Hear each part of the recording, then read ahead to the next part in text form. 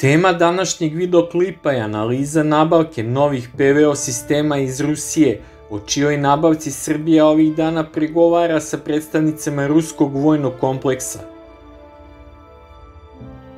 Kako izveštava agencija Sputnik, Rusija je spremna da Srbiji isporuči sisteme PVO i u toku su konsultacije dve strane. Tokom aviosalona MAX 2021 ovo je izjavio Dmitrij Šugajev, direktor Ruske federalne službe za vojno-tehničku saradnju. Njegova izjava doslovno glasi: sa srpskom stranom se razmatruju i različiti projekti saradnje, uključujući kupovinu sredstava PVO, koji su veoma traženi. Spremni smo da pomognemo Srbiji u ovom pitanju.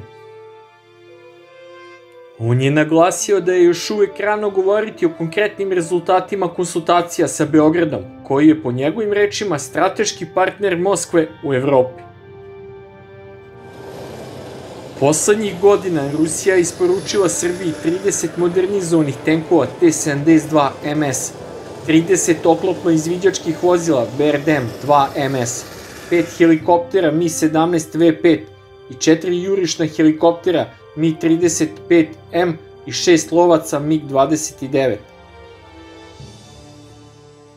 A šta ćemo naručiti osim dve baterije pancira S-1 sa poboljšanim raketama od sistema protivvazduhoplovne odbrane iz Rusije?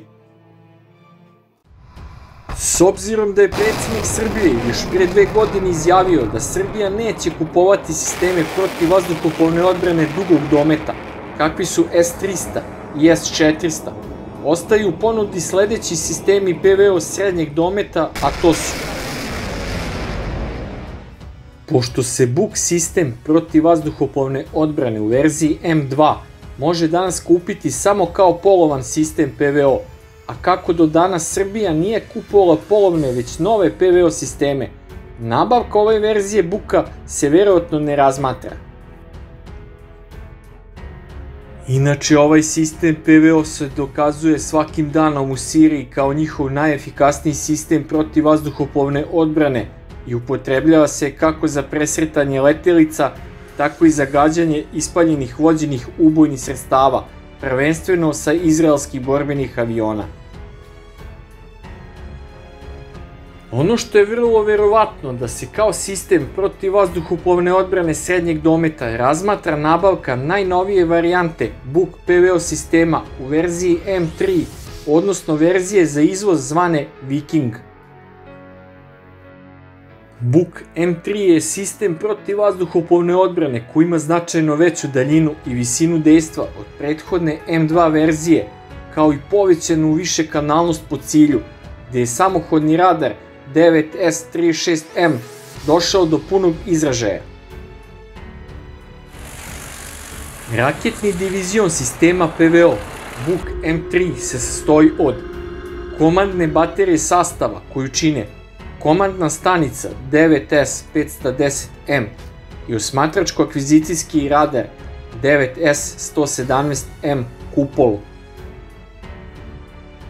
Divizion Buk M3 čine dve samohodne raketne baterije, od kojih se svaka sastoji od samohodnog radara praćenja i osvetljenja ciljeva 9S36M, dva transportno lansirna oruđa 9A316M sa po 12 raketa svaki, dva samohodna lansirna oruđa sa radarom 9A317M sa po 6 raketa svaki, dva transportno lansirna oruđa 9A316M sa po 12 raketa svaki, poluaktivno samonavođenih raketa 9M317 ili aktivno radarski samonavođenih raketa 9M317M.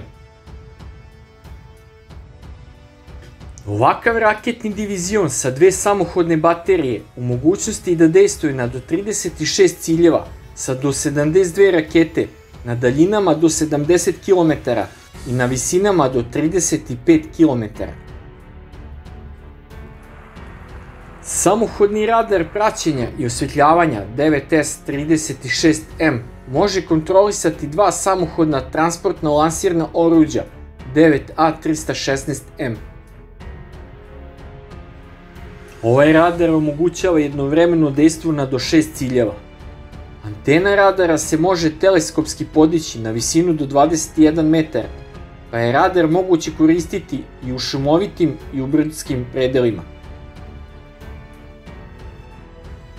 Zbog visine teleskopa pogodan je za praćenje niskoletećih ciljeva. Teleskop može okretati antenu u horizontalnoj ravni u krugu od 330 stepeni. Pretraživanje ciljeva vrši na daljinama do 120 km, uključujući ciljeve koji lete na malim i veoma malim visinama. Ova radarska stanica može jednovremeno detektovati 10 ciljeva, a posadu čine 4 člana. Izvozna verzija PVO sistema Buk M3 ima nešto manji domet po kosoj daljini od 65 km u odnosu na opisanu originalnu verziju. Ovaj PVO sistem bi se koristio kao dopuna naručenom kineskom PVO sistemu srednjeg do dugog dometa FK3, koji bi se zbog kosog dometa od 100 km i 27 km po visini pre svega koristio za teritorijalnu odbranu glavnog grada Srbije, a neve će se prebaciti u drugi ešalon PVO odbrane Srbije, pre svega zbog glomaznosti sistema i sporog premeštaja sa jednog na drugi vatreni položaj. Minimalni broj diviziona PVO sistema Viking bi trebao da bude bar 4, koji bi vršili funkciju PVO zaštite zona odgovornosti sve 4 brigade kopnene vojske Srbije. Optimalni broj diviziona bi iznosio 6, kako bi se uz 3 baterije kineskog PVO sistema FK3 izvršilo pokrivanje celokupnog vazdušnog prostora Srbije. Potencijalnu nabavku na duži rok možemo uvrstiti najidealniji PVO sistem za protivvazduhoplovnu zaštitu teritorije Srbije i protivvazduhoplovnu zaštitu od masovnih napada od dronova, vođenih raketa i municije, pa i za delovanje po svim vrstama letelica na daljinama do 120 km, a to je ruski sistem PVO srednjeg do dugog dometa S-350 Vitez. Ovaj PVO sistem je zamišljen kao sistem 3 u 1, što ga čini jedinim sistemom PVO u ovoj kategoriji u svetu, koji može samostalno da vrši protivvazduhoplovnu odbranu od svih postojećih aerodinamičkih ciljeva u vazduhu iz različitih pravaca i pri tom da se sam sistem odbrani od istih tih pretnji iz vazduha.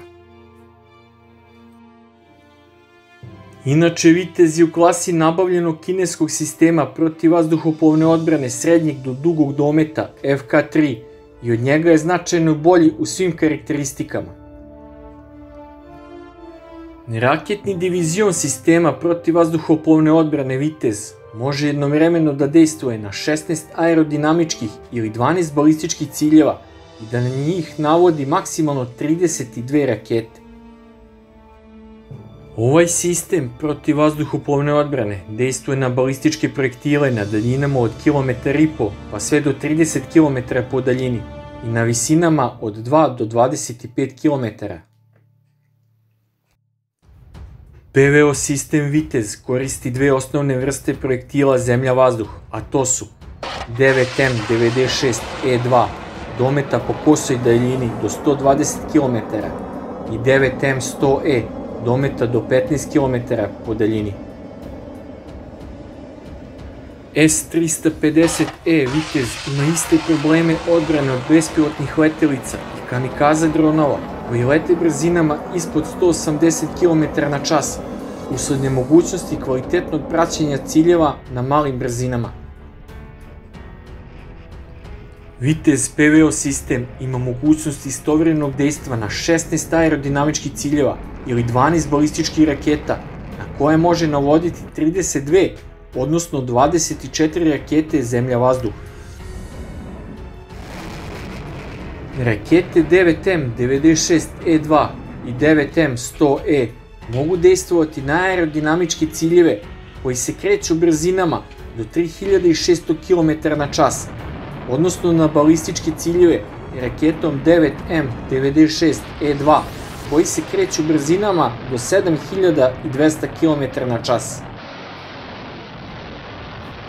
Minimalna brzina ciljeva koje se mogu uništiti u vazduhu je 180 km/h. Visina uništenja balističkih ciljeva sa raketom 9M96E2 je do 20 km. Borbeni komplet na jednom samohodnom lansirnom oruđu iznosi 12 raketa 9M96E2 i 32 rakete tipa 9M100E za blisku PVO samog sistema Vitez. Svevisinski radar 97L6E otkriva aerodinamičke ciljeve na daljinama do 400 km i visinama do 30 km. Višenamjenski radar 50N6E otkriva aerodinamičke ciljeve u vazduhu na daljinama do 150 km, a balističke ciljeve na daljinama do 230 km. Visina otkrivanja ciljeva u vazduhu ovim radarom iznosi 30 km.